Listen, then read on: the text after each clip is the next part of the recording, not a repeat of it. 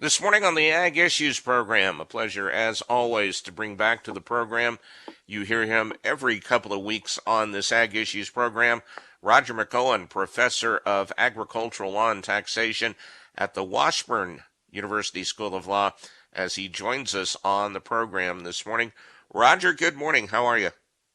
I'm fine, Greg. Thank you. Good to be with you. Good to be with you as well. And uh, always the traveling man, but always a lot to do. You're up in Jackson Hole, Wyoming? I am. I'm in Jackson Hole this morning. I've got a 2-day seminar that starts today. It's 5 o'clock local time, so I don't have to be in the conference room until the ballroom until about 7 o'clock local time. So plenty of time to do a show for you this morning, and it's in the upper 40s here. It's just beautiful. Absolutely. All right, let's get to it. And if people heard the agricultural law and tax report this morning, talked about, well, it's a very common question in agricultural settings is how far you can go in defending your personal property for those who would cause damage or steal something. Because if you have any type of agricultural property, you you've got a lot of land Mm-hmm. to defend, so to speak, and that's a very big question, a very common question in agricultural circles. Well, it's land, it's livestock, it's machinery and equipment, and it's in remote areas in many respects. There's people that are not around to see if somebody comes to your property and is intent on doing harm to it. There's no witnesses to it. I had a situation, Greg, many years ago where a rancher that I was doing work for sent me pictures, called me and sent me pictures, and their cattle had been devastated. They think it was the mark of something satanic that had happened. And this is a ranch that's way up in the northern sandhills of Nebraska, and there is nobody around. And so your property is prone to damage in those types of situations. It may not be as bad as what that situation was, but I often get asked the question, okay, what can I do within the bounds of the law to protect my property, not just my home, but my fences, my livestock, my machinery, my equipment? I don't necessarily keep everything housed and locked up at night. And especially when you get out in the West here in Wyoming, there's all types of agricultural equipment that's sitting outside, and pickup trucks and all types of things. So where's the line drawn in terms of how far you can go? And a good rule of thumb is that what you can do in general to protect property from vandalism and theft is that you have the right to use force that is reasonably necessary under the circumstances. Now, that's the way lawyers talk, Greg. Whatever's reasonably necessary under the circumstances. And so that means it's going to depend on what the circumstances are. Generally, to explain that, you can't use force beyond what could be reasonably believed necessary under the circumstances, and you can't use force that's likely to lead to great bodily injury or death unless your life is threatened with great bodily injury or death. So I think a good way to think about that is I can meet force with force. And then we get into a whole bunch of side issues that we can talk about concerning that. That's the general point. I can meet force with force. I can match it. I can't exceed it. So if my life isn't threatened, I can't do something that would threaten someone else's life or take their life. But I can match what the force is. So we can dig around in those weeds a little bit on that, Greg.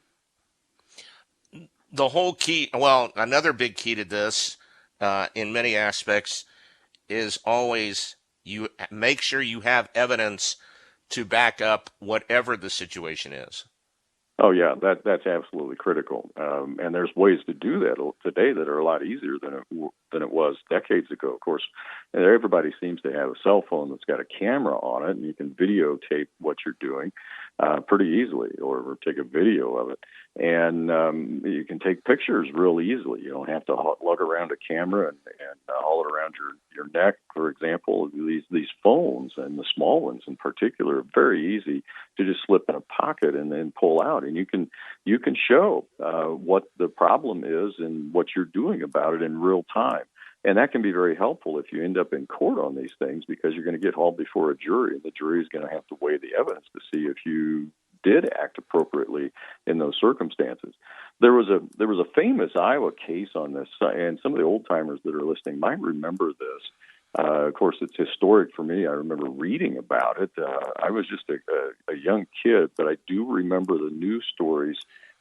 Chicago picked it up. Some of the northern Indiana towns picked it up in their newspapers. And I remember seeing the stories of this when I was small, and I thought it was very bizarre at that time, because this was a case where a thief sued the landowner and won because of what the landowner did. This was from Iowa. It was back in the 1970s. Went to the Iowa Supreme Court. And again, it points out that you can't use force that could physically harm or kill another person in defending your personal property if your life isn't threatened. And what happened in that situation was that a farm wife inherited her parents' home, the home she grew up in, that she inherited that farmhouse. And it was in the middle of nowhere. There were no neighbors, and they had inherited it, I believe, in the 1950s. And they started storing, she and her husband started storing collectibles from their home in that farm home. And so there were a lot of nice antiques and knickknacks in there, but it kept getting broken into. Again, there was nobody around to see it. And they put up with this for a while, and they would put up signs, and they would board the windows up so nobody could see inside from outside. And the vandalism still continued. And so one day they're at this farmhouse, and Mr. Briney, the Brineys were their name, Mr. Briney went upstairs and wired a 20-gauge shotgun to the doorknob. He had it attached to a bedpost with a string, and that was tied to the doorknob. And so when the doorknob would open, the gun would fire. And the thief came back, and he had his buddy downstairs rummaging around. He goes upstairs, opens the bedroom door, and blows his leg off, and didn't entirely blow it up. But you can imagine getting hit with a 20-gauge shotgun at about 10 feet, the damage that it's going to do. Well, he ends up in the hospital for 40 days. He's got all types of problems, created not only physical problems, but mental problems for him. He sued, and he won. And the Supreme Court laid down the black letter law in that instance, and that is, Brian, you weren't even around. You can't use an instrument that would cause deadly force or extreme harm to someone when your life's not threatened. And so the thief won that case. And that really upset a lot of people. In fact, it upset the Nebraska Unicam so much that they contemplating passing a shoot thy neighbor bill, which would allow people to do this in rural areas. It didn't pass, but they tried that in Nebraska because people got so upset about it. And that's just one issue. Another issue that comes up, Greg, is what if we use guard dogs? What if we use guard dogs to ward off trespassers? Well, the general rule with respect to guard dogs is that, again, you can't use any more force through an animal than you could personally. So if a guard dog injures or kills an intruder, it's the same as if you had done it yourself. And you're going to have trouble with respect to that once that gets into court. So liability for a dog's dangerous characteristics cannot be avoided by posting a sign notifying a trespasser that there's a vicious dog that's present. So we get into those types of issues in the rural settings on this self-defense whole issue, and it can be a problem. And that can bring, we could get into, of course, the stand your ground law that we have in Kansas now too, and what that means. Yeah, no, I was just going to ask about that. In that aspect, what does how does or how could, I guess, a stand your ground law be applied or not applied, I guess, depending on the situation? Yeah. Well, let me flip the facts around that I just talked about a little bit. Let's say that I have a dog, and let's say it's not a guard dog, but let's say it's a pet, although it could be a guard dog, a dog of anything, of any sort, of any kind, any breed, and it escapes, and it goes over to my neighbor's place, and my neighbor shoots it. Can the neighbor rely on the relatively new Kansas stand your ground law? Of course, the one that's made the news is the Florida stand your ground law. And the Kansas law is fairly similar to the Kansas law. What those laws allow you to do is you can use whatever force you think is necessary to protect yourself from an equivalent threat, up to and including lethal force. But again, it involves the concept of an equivalent threat. What the stand your ground law says is you don't have a duty to get away before using force, but you can't just fire away at will.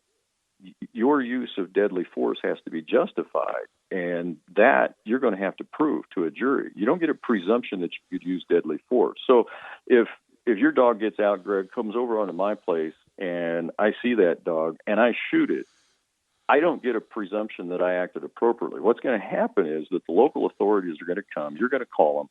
They're going to come to me, and I'm going to get charged either with animal cruelty or damage to property.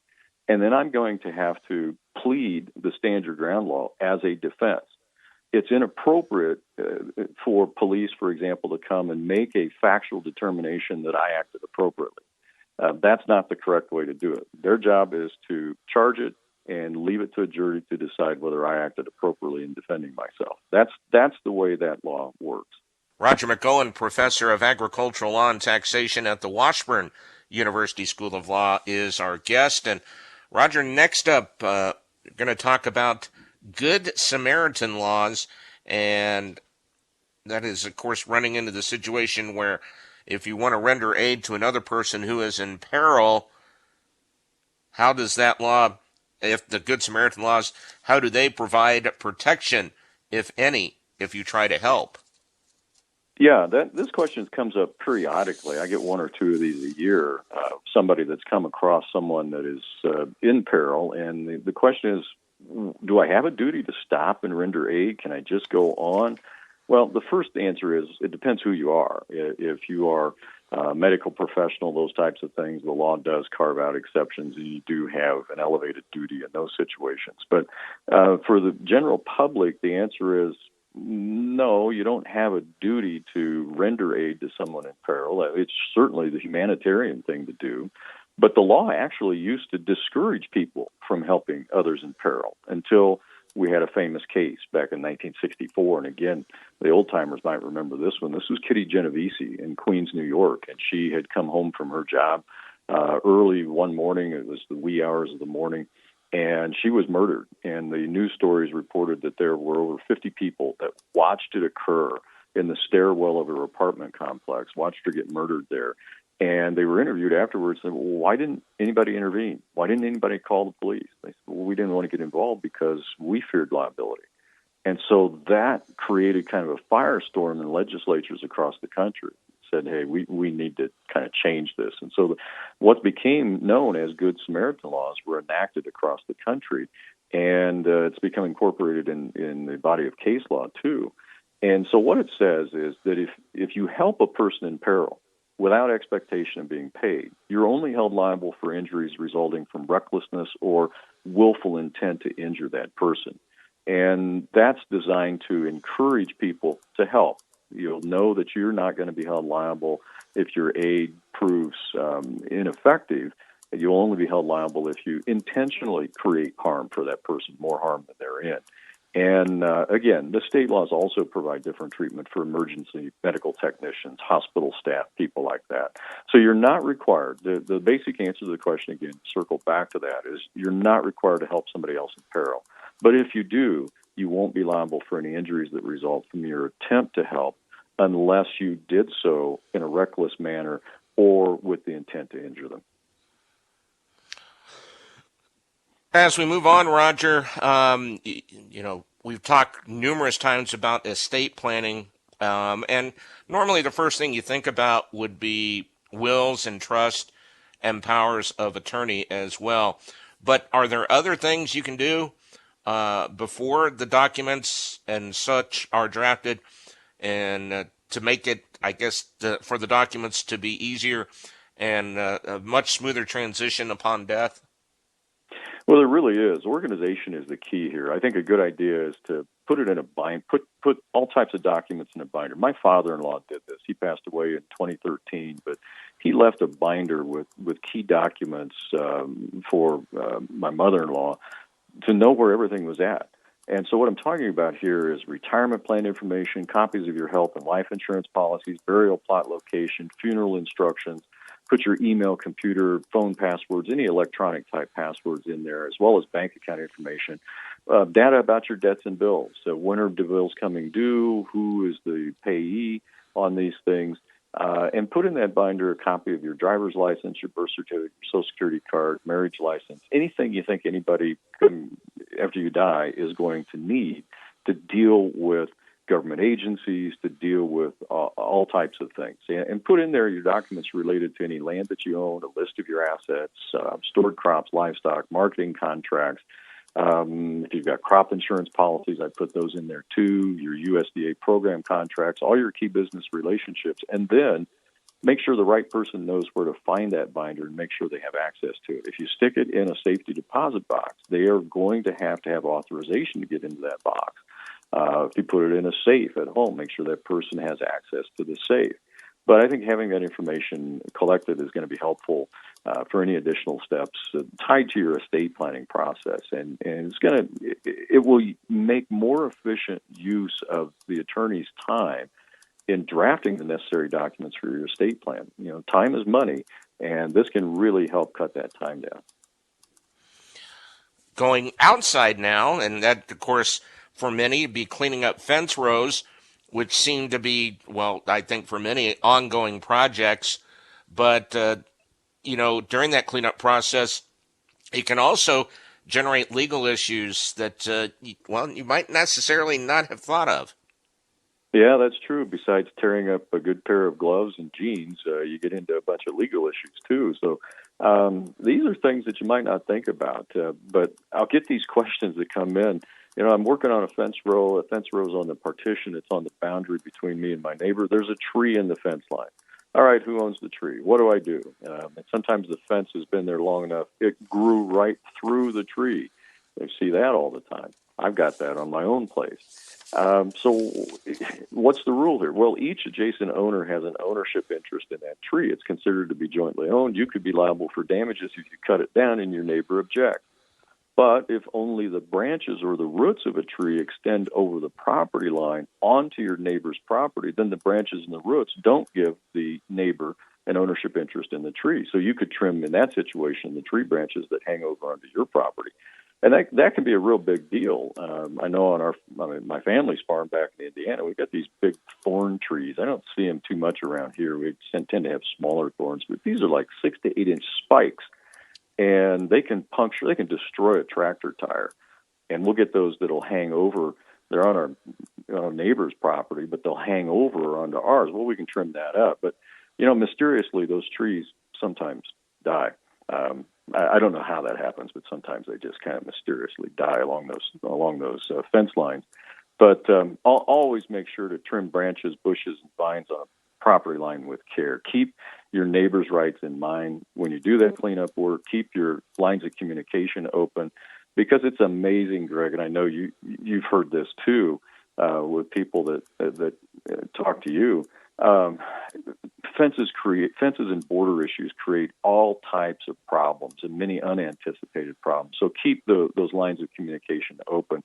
And it's not a trespass to be on your neighbor's side of the fence when you're doing fence maintenance, such as cleaning out a fence row. That's another question that comes up. All right, Roger, we're out of time, but as always, if the people want more information about any of the topics we talked about, plus plenty more, they can go to your blog. Yep, I'll have all this posted before the seminar starts this morning. I'll get it posted here in the next few minutes. And all right. That'll also go to Ag Manager at K-State. Sounds good. Roger, as always, appreciate it. Thank you very much. Thank you, Greg.